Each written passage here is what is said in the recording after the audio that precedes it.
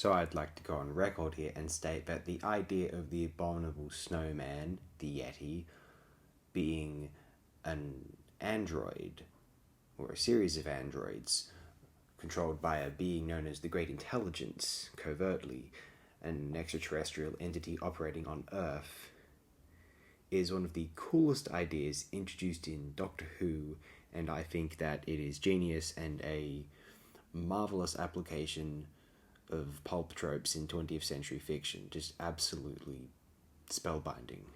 Even to just refer to it as pulp tropes is just reducing it and demeaning. Like, this is one of the greatest things in the history of fiction. Just the idea of Yeti being an antagonist in Doctor Who, and it's not just because they're these, hominids, right? It's because they're these androids which are controlled by this non-corporeal being.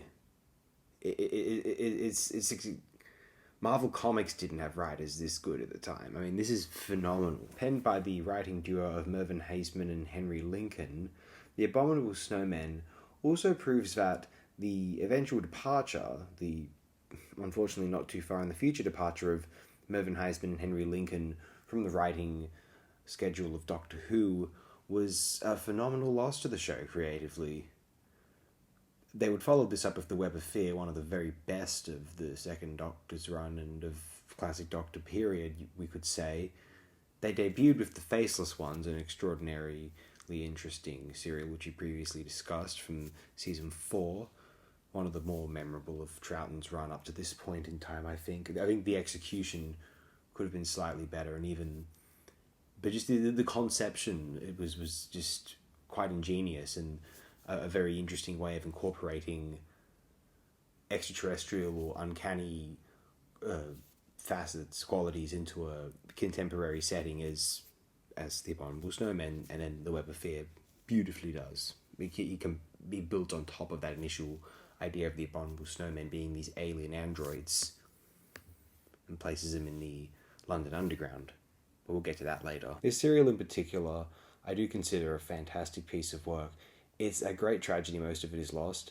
Episode 2 is available. We'll be discussing how effective that episode is in depth more so for the next upload.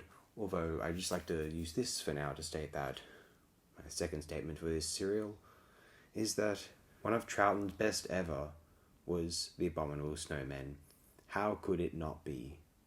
The premise alone really begs the appropriate execution of something outstanding, and based on what we can tell from episode 2 and the telestamp reconstructions of episodes 1 and then 3 to 6, the director Gerald Blake did a pretty terrific job at illustrating these magnificent, very interesting, tense, both in terms of the interactions of the monsters and the uncertainty of the threats of which the human players hold toward the Doctor, Jamie and Victoria.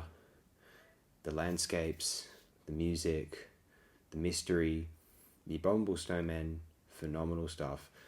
One of the peak moments in classic Doctor Who, certainly in the black and white era, in my opinion. Thanks again, my friends. Appreciate it immensely.